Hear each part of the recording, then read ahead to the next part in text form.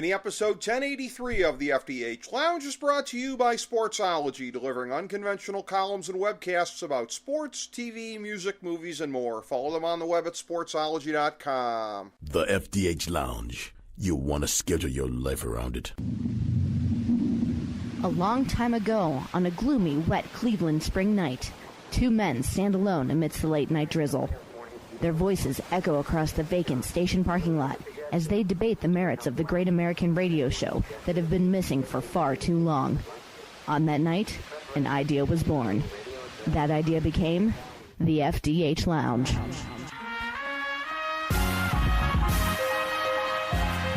Welcome to the FDH Lounge. Hello, everyone. Welcome to FDH Lounge, mini episode 1083. This is FDH Managing Partner Rick Morris coming at you.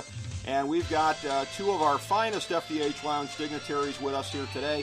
A couple of fellows that we often talk to together. You can, of course, catch them on the podcast that they regularly do, the Kallas Remarks podcast. I speak of my good friends Steve Kallas and Joe Staszak. And, of course, Joe, you can catch him on 97.5 The Fanatic in Philadelphia, the finest, I believe, market-oriented talk show in the country.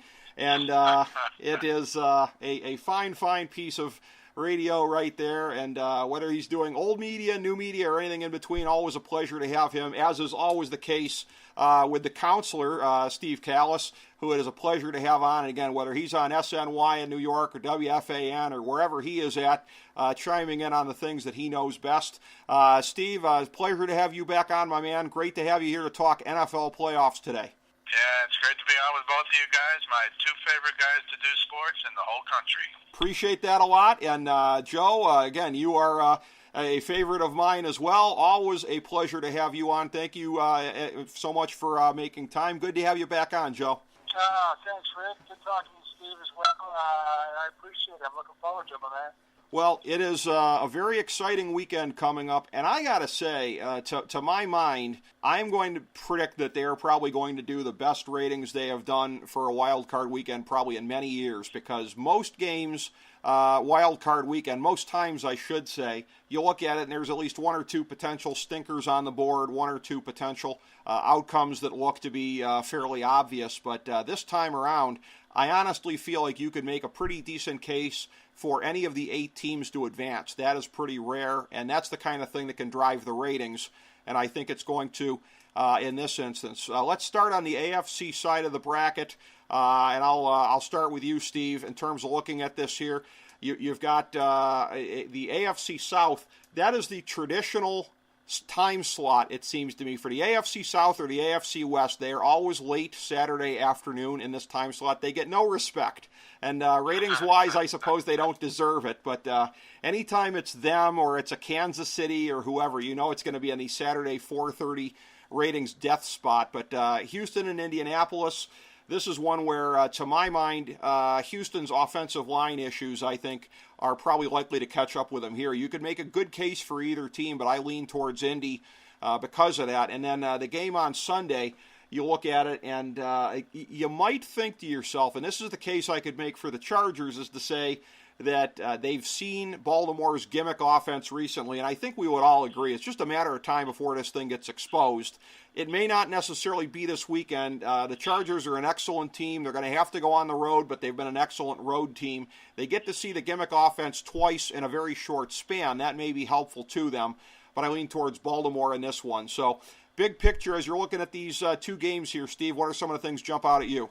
Well, a few things jump out at me. I have been very unimpressed with the Houston Texans. I actually picked them on the show with Joe a few weeks ago against the Jets, and although they won and covered, to me they were very poor. They then lost to the Eagles in a game that they both had to win. Although Houston is the 3, if you ask me to rank Houston 3, Baltimore 4, Chargers 5, Indy 6, I would rank Houston 6th. I would leave them at the bottom. Okay. So from a Patriots perspective, and I'll get their big picture because I told my son, the wayward Patriots fan, that he should send something to Joe Staszak or all the Philly fans, because if the Eagles don't beat the Texans. New England has a bye, does not have a bye, and they've never gone to the Super Bowl without a bye in the Brady Belichick era. So I've been unimpressed with Houston. I'm almost hoping they win because then they have to play the Patriots, and I think the Patriots will beat the Texans in New England. But as for these two games, I agree with you on Indianapolis. I've watched them play a few times in the last 5 weeks. They're a different team, obviously, than the beginning of the year, as is Houston. But again, to me, Houston has been unimpressive the last few weeks. Indy has been very impressive the last few weeks. The other game is interesting, but I have to say, Baltimore manhandled the Chargers out west and held Rivers, I think it was to 188 yards passing. That's unbelievable. I think their defense just gets after it better than just about anyone. And I'll say it again. I'd much rather play Houston than play Baltimore or the Chargers or Indy, for that matter, next week when it's the Chiefs and the Patriots. So I like Indy in the game. I'm picking Baltimore because they're at home, and I thought they manhandled the Chargers. It wasn't just about, to me, gimmicks. Their defensive line overpowered the Chargers O-line. And I don't know how you're going to get bigger or stronger in 2 weeks. I understand what you're saying, Rick, that, now they've seen a lot of this stuff because Baltimore really had to win that game. But I like, on those matchups, I like Baltimore and Indy to advance, although I agree wholeheartedly with you. You can make a case for all 8 of these teams in the wild card weekend. And if I had my druthers, which I don't, I would probably have picked four road teams, but I'm certainly taking the Ravens at home again because they manhandled the Chargers just a couple of weeks ago, and I don't think there's enough correction of the gimmickry to really fix them in 2 weeks because of Baltimore defensive line power. That's right, yeah, and again, if Baltimore's defense plays good enough, which they might, that will kind of negate a little bit what the offense has to do and whether they get solved or not. So, Joe, as you're looking at the first weekend on the AFC side, what are some of the thoughts that jump to your head? Well, I like what the Colts have done. They started off 1-5 and then went on a ridiculous run. Andrew Luck, probably the comeback player of the year and the number 2 session this year. I agree with Steve. Despite winning, I think 10 of the last 13 games, they've been unimpressive. Have the Texans 62 times was Deshaun Watson sacked this year, most in the league by far. Most since 2006 when John Kitna was sacked 63 times. It's just a ridiculous number. Big comeback against the Eagles that fell short. They give up some points, too many points for my liking. I picked them to get the Super Bowl, so I'm going to stick this one, even though I like the Colts this weekend. I'm going to stick with them because that was my pick beforehand. And, they split the season series 1 apiece. The Colts have just given up 18 sacks to protect Andrew Luck like nobody's business.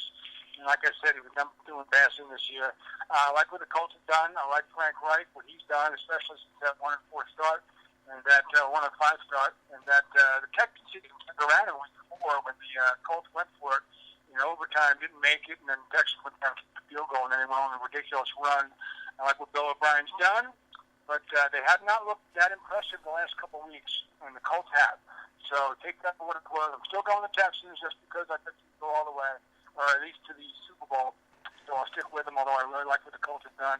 And if I had to play the game, I'd play the Colts. On the other side, Chargers and Ravens, Baltimore's very healthy. Every player was a full participant in the last practice they had. Melvin Gordon returned last week. Lamar Jackson, 6-1 in his last 7 games. They play a ball control game. They've averaged over 200 yards per game running the ball in the last 7.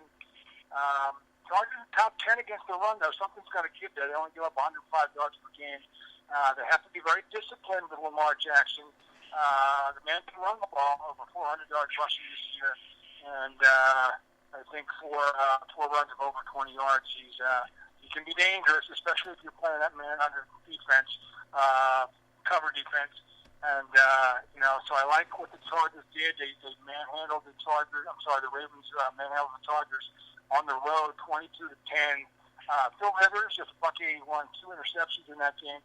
I do like what the Chargers have done this year. I think they're a very dangerous team. Saw them beat the Chiefs earlier. They've only given the ball away 12 times in the last 14 games and protect the ball as well. Except Rivers has thrown 3 touchdowns and 2 fumbles in the last 2 games. So he's coming apart a little bit down the stretch. Does not play well in the postseason. I know people call for him to go to the Hall of Fame, but he doesn't really come up big in the postseason. But I do like the Chargers here. I like the Chargers over the Ravens, and I'll put the Texans over the Colts. Well, all I can say in terms of it being the Chargers winning this game is from a lifelong Clevelander, from your lips to God's ears. I certainly hope you're right about that, and that would be just absolutely wonderful for me to see personally, as I had an editorial comment to this.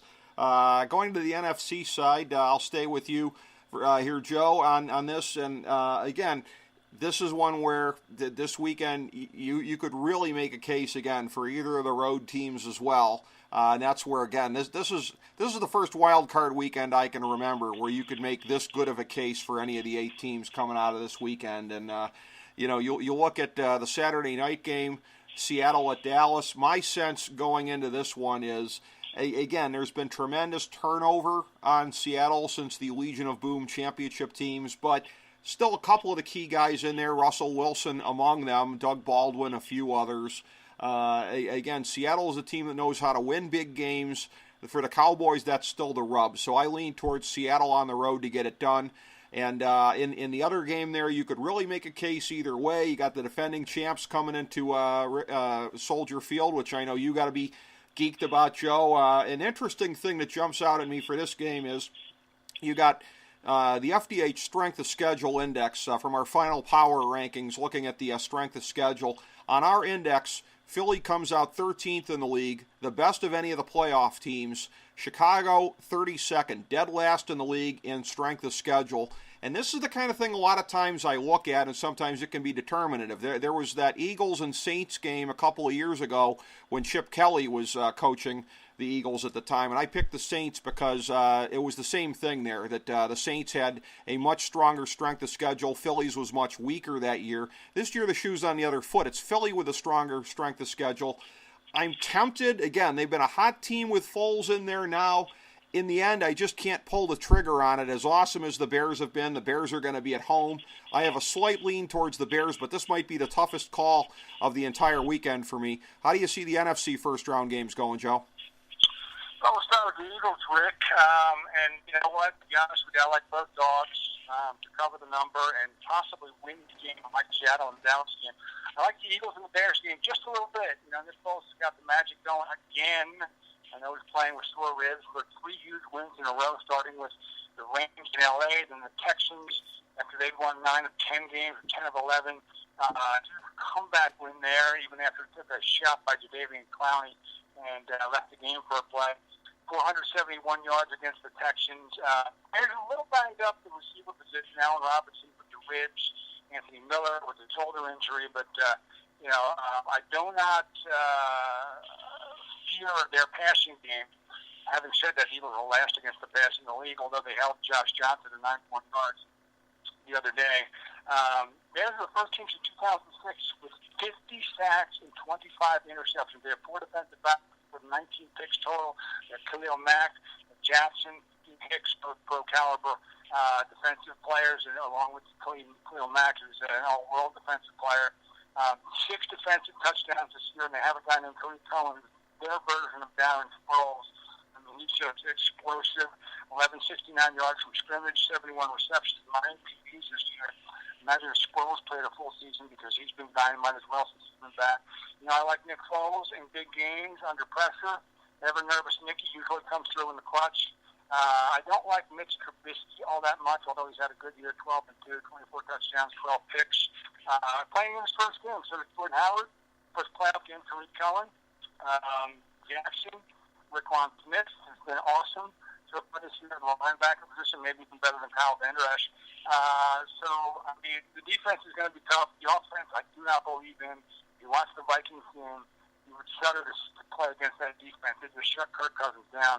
You know, I'm not sure whether that's more Kirk Cousins there or the Bears defense, but they were sharp. They give up much, and their offense did enough to win that game. Number 1 in points allowed, they give up 17 points per game. Total defense is number 3 in the league. They're number 1 against the rush, which is usually a weak spot. But Josh Adams went forward down. They've been piecing together a running game of sorts and getting it done. But again, against the Bears, it's going to be tough. And Doug Peterson gets away from the run very quickly if it's not working. But having said all that, I like what the Eagles have done. Alshon Jeffrey and Nick Foles, that connection. He's been his favorite receiver. Zach Ertz is having an all-world year. Again, I like to play quarterbacks in these games, and I like Nick Foles over Mitch Trubisky. I like the Eagles in an upset in Chicago. On the other game, you have Seattle, you have Dallas. Both quarterbacks like to win ugly. Dak Prescott, Russell Wilson. The offensive line beat up a little bit for Seattle. J.R. Sweezy out with a foot sprain. DJ Fluker, he was out week 17. Both dominant in the run game. Seattle number 1 in the league with Chris Carson, 160 yards on the ground. Zeke Elliott, the league leading rusher on the Dallas side. They have Amari Cooper now. They have their version of the triplets again. Dak Prescott, Zeke Elliott, Amari Cooper. They've been quite an offense, except in the Colts game since Amari Cooper has arrived. He had a couple big games against the Eagles and against Washington on Thanksgiving. Like I said, both quarterbacks like to win ugly. Russell Wilson even threw for more touchdowns than he did last year, and he led the league last year with 34. He's 35 this year. Dallas has the two linebackers in Kyle Van Der Esch and Jalen Smith. They've only won 2 playoff games since 1995, since they won their last Super Bowl. And I don't believe that much in the Dallas Cowboys in the postseason. I really don't. They were 13-3 a couple of years ago, lost to the Pack in the opening game. I just don't believe in them, and I like what the Seahawks have been doing. Dak Prescott will play in his second playoff game. Meanwhile, Russell Wilson has won a Super Bowl, almost won a second one. I just like what they've done this year. I like their turnaround after losing the first couple games. The turnover ratio has been tremendous for the Seahawks. In the last 14 games, just 6 giveaways, fewest in the league. They protect the football, and I like them. I like Seattle, and I like the Eagles, both dogs, on the road this weekend, Rick. All right, so we agree on the Seattle game, anyways. And I will say this as I pivot to you, Steve, to get your thoughts. That when you're looking at the game this weekend, the one late Sunday afternoon, if nothing else than for the sake of nostalgia, we need to have a nice, thick, soupy fog rolling over Soldier Field for this one. I think we would all agree on that. 30 years ago the other day, boys. How about that? I was just showing that to my nephew over the holidays on YouTube, and hearing Vern Lundquist passive-aggressively intone about if the NFL would allow us to have sideline reporters, we could have a sense of what's happening here. Oh, how times have changed, not least of which Vern Lundquist and Terry Bradshaw doing an NFL game for CBS. But Steve, how do you see that one shaping up this weekend, and then the Saturday nighter? Well, I have to say, Joe and I have been on the Philadelphia bandwagon and the Nick Foles bandwagon since last year, and I'm kind of seeing a similar thing this year. It is just incredible.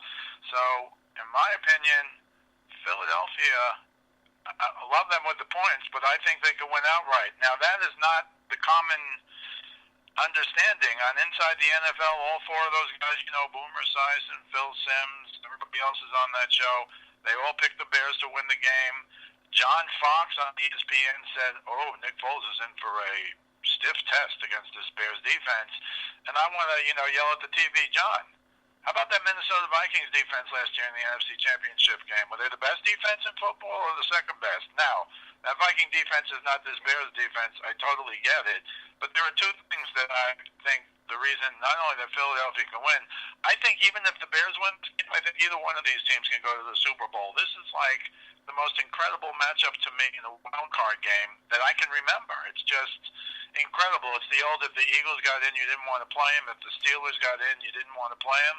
And the Eagles got in, and the Steelers didn't get in. So I think Philly can win this game outright. Just because we saw what Nick Foles did last year, how is it any different? And I'll tell you how it's different. They got Darren Sproles this year. They did not have Darren Sproles last year. And amazingly in the playoffs, and well, for pretty much the whole season, but amazingly to me, this guy looks like he's 25. I don't think he does it as frequently. I don't think he's in there for a ton of plays, which he shouldn't be.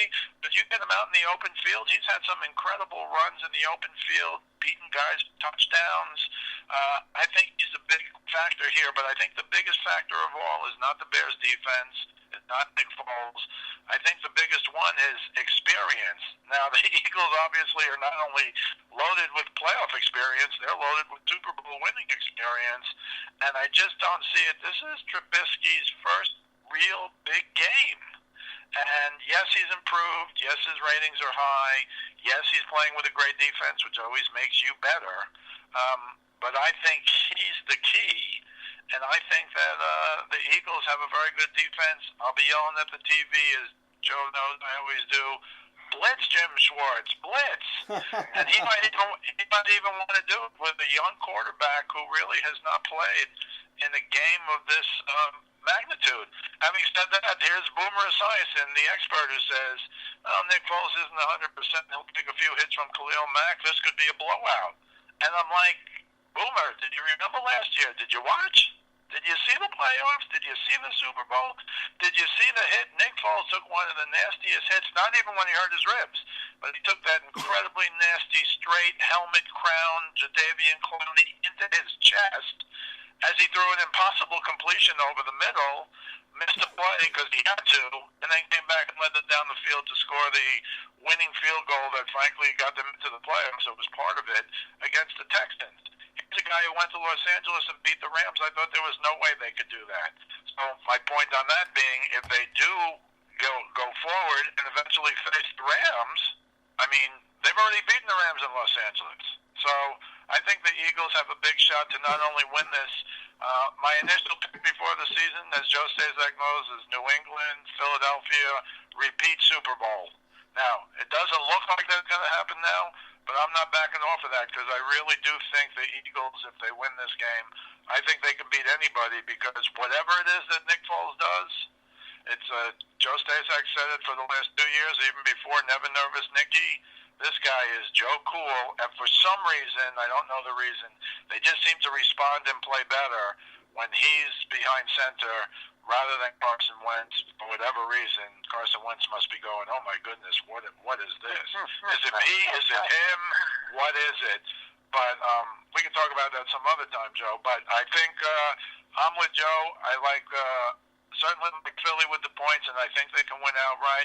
And as to the other game, you know, I haven't been sold on Dallas all year. I haven't been sold on the NFC East. I thought it was a fake division. Now somehow the Eagles get in, and I'm like picking them to go to the Super Bowl probably. But why? Because they've already done it. These guys have all done it. They played in big spots. They beat the Patriots in the Super Bowl, which was a borderline miracle. I picked Philly because I was on the Philly bandwagon with Joe and the Nick Foles bandwagon.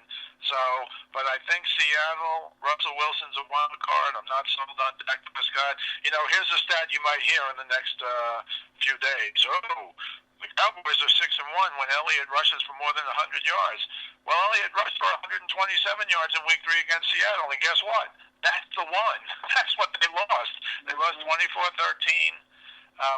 In Seattle now, so I understand it's a different thing, but all these guys who were going, oh, they're playing in Dallas and they're tough at home. Oh, Elliott rushes for 100 yards. They hardly ever lose. I don't really put much into all that. Now, as Bill pointed out, their rush defense, Seattle's rush defense is pretty bad. The only thing I can answer with that is KJ Wright has missed most of the year, and he came back Week 16. He's healthier now, and I think with him on the defense, on the field with that defense, I think that makes them a much better defense. Is it going to make them shut down the run? No, but it makes them better.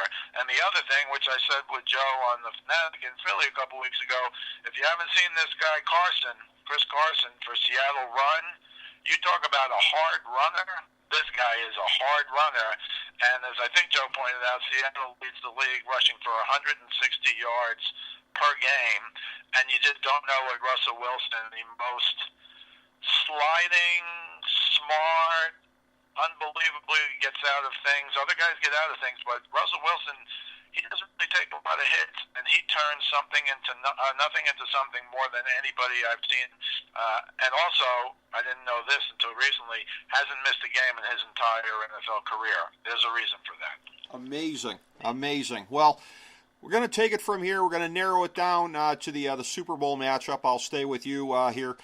Steve. And looking at this with the AFC, I've got, of course, Baltimore making it to the next round. So I've got them actually going into New England. They've been a team over the years. Again, they and New England have played each other pretty evenly in the playoffs.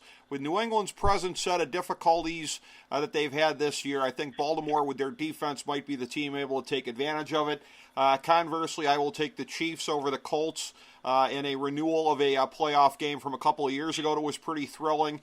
And then I'll say the Chiefs over the Ravens in a real battle of opposites, shall we say, in the AFC Championship game. On the NFC side, I'd have the Bears going to the LA Coliseum.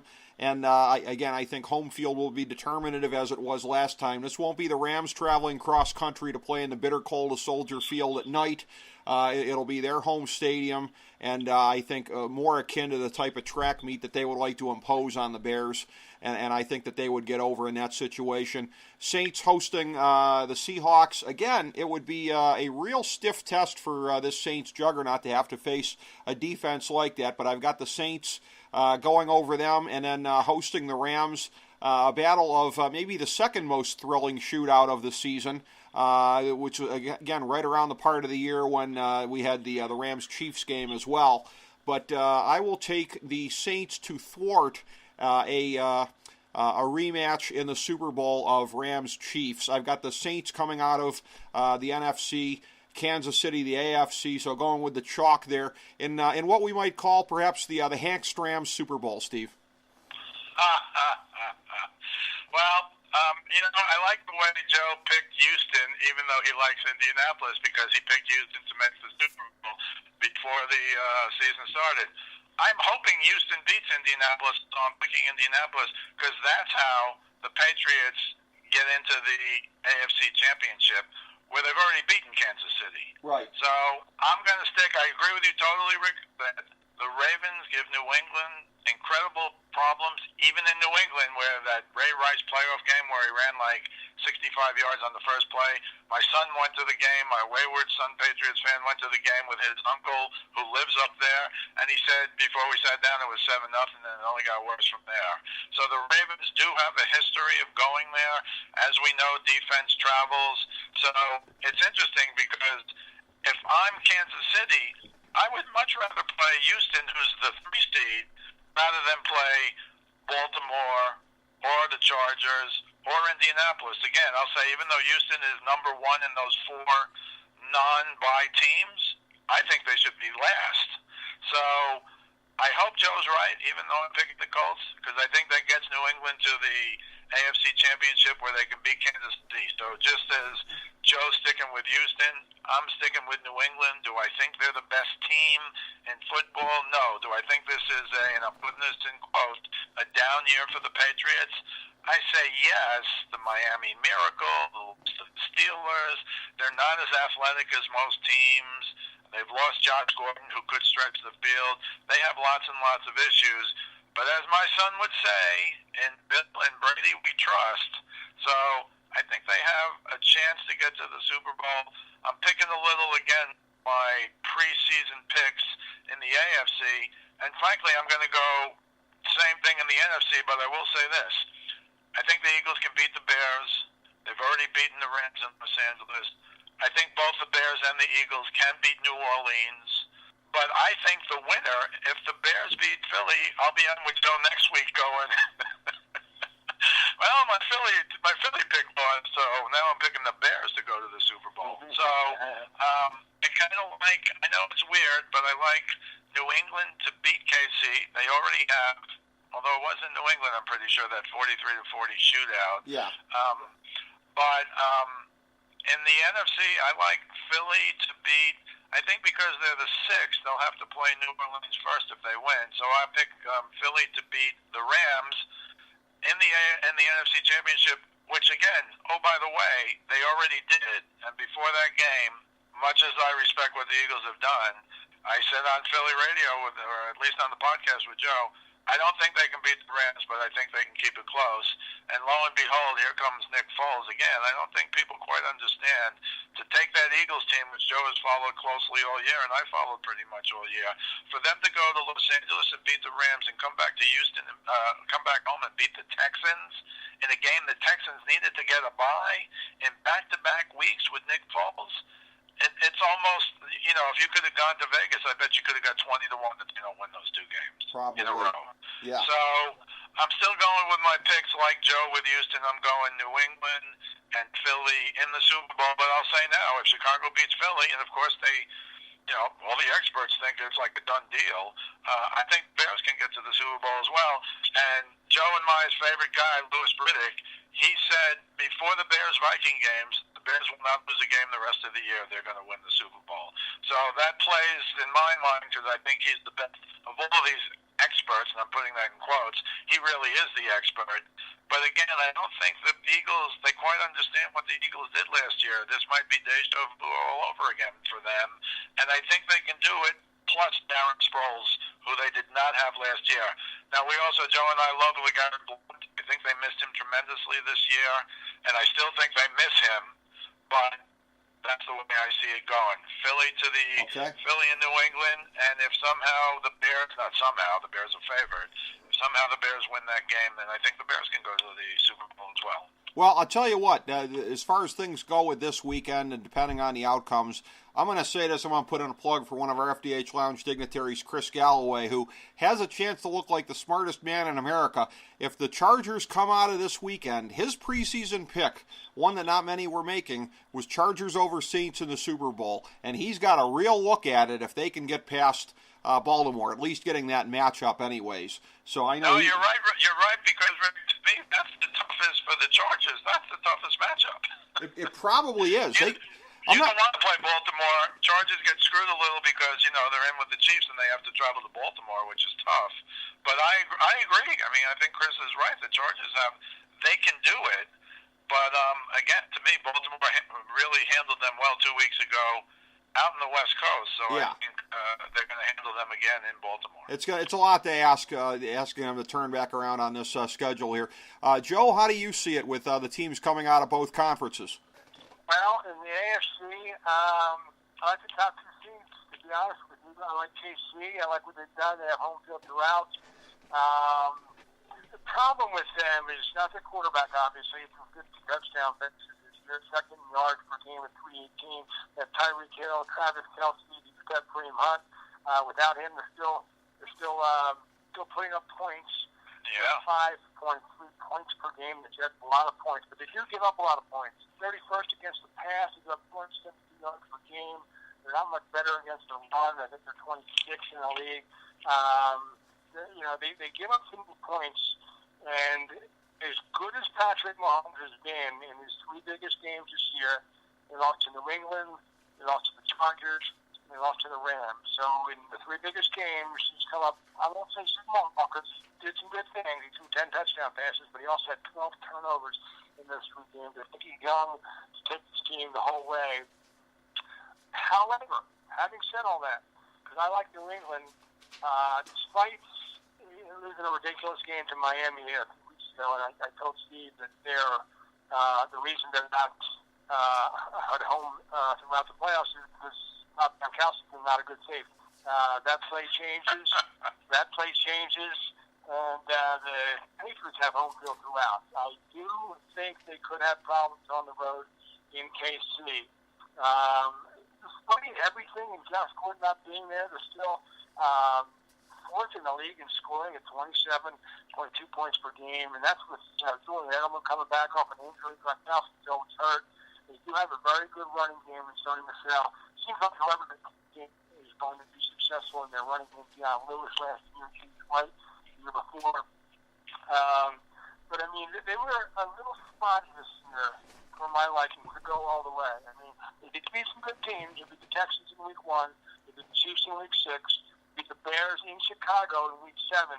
But they lost some weird games. They lost to Detroit early in the year in Week 3, 26-10. They got blown out. They lost at Tennessee, 34-10. They lost the Miracle in Miami, and they lost to the Steelers, which went down. But didn't look like Tom Brady in that game. Having said that, people write them off. I watch all these shows with these quotes, experts like Steve calls them, and they have have a hiccup, and all of a sudden all the questions are, is this the end of the dynasty? Is Belichick done? Is Brady getting too old? They had won that game against Pittsburgh. They won 12 games this year, and he has no stars around him. They lost their left tackle. They lost Deion Lewis. Julian Edelman's coming back off an injury. Malcolm Butler? Our guy Malcolm Butler? Butler's not there anymore, right? The guy who didn't play much in the Super Bowl. They still won 12 games. So I think they hurt themselves. Obviously, they hurt themselves by losing that miracle in Miami because I think things will be different. They've already beaten the Chiefs in New England. But I think this is the Chiefs' year at least to get to the Super Bowl. Now, having said that, they have Andy Reid at the helm, so that favors the competition. He has the dubious distinction of blowing two of the biggest playoff leads in the history of the game from 8 points to the Colts 2 years ago, 18 points last year to a very mediocre Tennessee team. So I think he comes up small in big games. I do like their offense. I don't like their defense, but I think they can get to the Super Bowl. And I think they play the Saints. Nothing profound here. I think the Saints have been the best team all year. They were 13-2 in meaningful games, and 13-1 if you throw out the Tampa game in the year where they lost 48-40. Although you can't factor it out, you have to consider all things being equal. I like Michael Thomas. Alvin Kamara, believe it or not, hasn't had a great year running the ball. He's 22nd in the league, but I like their scoring offense, 31 points a game. Again, they were 13-2 in meaningful games this year. They can eke out a game like you saw them beat the Carolina Panthers the other day, 12-9. They can play that kind of football. They can also blow you out 31-28 over the Steelers. I love Drew Brees, one of my favorite quarterbacks of all time. Michael Thomas is a tremendous receiver. Their defense is playing very well. Dallas shut them down. You're not going to win every game. Dallas shut them down. Since the 48-7 win over the Eagles, they haven't quite been the same since they were for the first 11 weeks, but I still like them to go all the way. I think they're going to beat the Bears, because I think if the Bears get by the Eagles, they're going to get by the Rams. I don't like the Rams anymore. I'm off their bandwagon. I know they have Todd Gurley, and they average 32 points a game. And they averaged 33 points in the first 5 games. They did lose to the Saints this year. They gave up 45 points. They gave up 51 to the Chiefs. They gave up 30 to the Eagles. I think they gave up too many points. And Jared Goff can look very ordinary against a very good defense. I do like what the Bears are doing. I think if they get by the Eagles, I think they're going to play the Saints in the NFC title game. I think the Saints in the Super Bowl will just be a little too much for a rookie quarterback like Mitch Trubisky. Okay, very interesting. And looking at it here, let's go around and let's get our picks subsequently here. So I've already said Chiefs and Saints in the Super Bowl. I think it'll be a very good one. I think it'll be very, very competitive. Sometimes you can look at it and the obvious edge is the obvious edge, I guess, and that would be, the Saints actually have a defense, unlike the Chiefs, where, let's just be kind and say sporadic at best. So I will say Saints over Chiefs in the Super Bowl. I seem to be the only guy who's really chalk inclined when we're getting late in the playoffs here, so I'll start with you, Joe. Super Bowl pick. Yeah, I'm with you, Rick. I like the Saints, and I like them over the Chiefs, something like 31-23. Again, sharp and meaningful games. They can play a slugfest, defensive slugfest like you saw against Carolina, 12-9. They can play it out. They can score a lot of points, 31-28 over the Steelers, including a late comeback drive. I just think KC gets up too many points for my liking. They just give up too many points. And despite Patrick Mahomes, I think he's tremendous, 50 TDs this year, as basically a rookie. He played 1 game last year. I like what he's done, although he's come up, again, I won't say small, but he hasn't come up big enough to win big games. They lost to the Chargers at home. They lost to the Rams in a shootout. They've lost to New England in New England, a close game, 43-40. I just think they give up too many points. Last year's game was a little bit of an anomaly, as the Eagles gave up 505 yards to Tom Brady and over 600 yards of offense and 33 points. He still won the game because of Nick Foles. I think if the Eagles get by the Bears, I think the Eagles will be playing the Saints in the title game. I still think the Saints are going to be better. They blew out the Eagles earlier in the year, 48-7. I don't think you'll see anything like that if they play again. But it's tough to win in the Super Bowl. It's on a neutral site this year in Atlanta, again at Dome Stadium. I just think the Saints, they have a defense, and they have a tremendous offense when that thing is clicking in high gear. I like them 31-23 over the Chiefs in Super Bowl 53. Okay, so you're going to stay with me on the chalk then. Okay, I Yes, know. sir. I know, Steve, you are going to deviate on that. Well, I can't. I'm going down with the ship. You know, I got on the ship before the season, and I said repeat from last year. I do think if it's New England and Philly in the Super Bowl, and I saw that. If you knew this, Staszak, I saw that the Eagles have a 3% chance to make it to the Super Bowl, which I find. If I can go somewhere and get 33-1 on that, just sign me up. I don't know how that stuff works, but they have all these computers now that tell you the percentage, and of course the two bye teams, combined for like 75 or 80% combined to get there. But I'm gonna stick with what I picked: New England and the Eagles. Today, I'm going to pick right now. I'm going to pick New England to turn the tables on the Eagles. I picked the Eagles last year. Joe and I picked them all every week with the points every week in the playoffs. And I still think that Clement catch last year was not a catch under the old rule. It is a catch under the new rule. I see Gene Starator as the expert official on all the time, and he's done inside the NFL. And I saw him explain last year that how Clement did bobble the ball, but you can bobble the ball and keep possession. And my understanding of the rule is that has never been the rule. And I remember Boomer Esiason saying after the fact, I think they changed the catch rule for the Super Bowl because the catch that Clement made all year, there is no way it was a catch. We saw 30 juggled balls. Now the Patriots, the famous Steeler one, Jesse James on the ground, the one against at the goal line, the one, the Jets tight end, I forget his name, going by the pylon. Those guys, those weren't catches.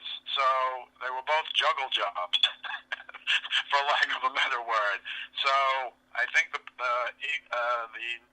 New England Patriots will be able to turn the tables on Philadelphia, and while I thought it was going to be a defensive battle last time, stupid me, 41-33 Eagles, I think I'm going to go 35-24 New England this year. And if they do win this could be Belichick's most amazing coaching job, because his team, as many have pointed out, is simply not as good as his teams in the past, and it's simply not as good as a bunch of teams in this tournament. But again, I got on the ship early, so I'm going down with the ship if it goes down. Well, and here's the funny thing. I don't have the option of doing that because my preseason Super Bowl pick was Minnesota over New England. So I have no incentive to stay on something that is a losing bet already. And New England, to me, yeah, I'm going to... Mind sinking slower? Is that what you said? Right? More or less, yeah. I'm going to renounce New England. I could still pick them to go out of the AFC, but I'm going to toss that option back in there. The last thing I'll leave you guys with is this. The Super Bowl is in Atlanta this year. When I was down there for the holidays, I saw signs. They got a countdown clock at the airport. It's a very nice civic thing down there. But as they say, those who do not learn from history are doomed to repeat it. I know he works for ESPN, but please, for the safety of the general population, can we keep Ray Lewis at home this time? Okay. Let's like to keep it safe for everybody. Everybody walks away alive at the end of the week. That would be good. I think we can all agree on that. So, gentlemen, a true pleasure as always to have you on. Joe Staszak, thank you, my man, very much as always. Hey, Rick, can I just say one thing real quick? Go for it, my friend. I don't want to sound like a hypocrite. I did take the Texans to go all the way, but I have to be serious about my picks right now. And, yeah. I'm going to bail on the Texans, even though my pick can go all the way, and that's why I went with KC and the Saints. Just to let everyone know out there, anyone who's listening, I'm not a total hypocrite. But if we're going to get serious picks here, yeah. I gave you mine, and I think the Texans, I just think a little more Steve, that they're not a Super Bowl contender. Joe, you're doing the right thing, because here's the thing. Had Minnesota, and there's no way they should have choked it away last weekend, had they gotten in, I wouldn't pick them to make it to the Super Bowl. I'd cut bait on that one even if they'd made it in, because they had the stench of a loser. So I hear you on that. You are doing the right thing. I am so grateful to have you on, as always. As with you, my man, Steve Kallas, thank you so much for being here, buddy. Yeah, fantastic to be with you two guys. I love doing this stuff with both of you. It's like my favorite stuff to do all year. This is... I'm with you on that. I'm with you on that, Steve. It's always a pleasure. Rick, always a pleasure, and always a pleasure to have you guys on my show as well. I really appreciate that, and I appreciate talking with you guys here, there, wherever the case it may be. And, of course, it is the listeners that are always the winner in such a scenario like this. I really appreciate having you guys on. Thank you, everybody, for tuning in to our NFL playoff preview, mini episode number 1083. As we bring the show to a close, we would like to extend our deepest gratitude to NBC, CBS, ABC, Fox, all Clear Channel affiliates, TNT, TBS, USA, UPN, Deadspin.com, YouTube.com, YTMND.com, MySpace.com, various blogs, Fox News, CNN, CNBC, MSNBC, IamBoard.com, Billboard.com, Google.com, ESPN, ESPN2, ESPN News, ESPN Classic, NBA TV, NFL Network, Sports Time Ohio, Athlon Magazine, Comedy Central, Cartoon Network, The Boomerang Channel, QVC, BET, The Spice Channel, Steno Notebooks, Manwich, Papermate Office Supplies, waitresses, strippers, bartenders, garbage men, janitors, microwave popcorn, the writers of The Office, Scrubs, Entourage, My Name is Earl, Oz, Metalocalypse and the Boondocks, Aquafina, and the Periodic Table of Elements.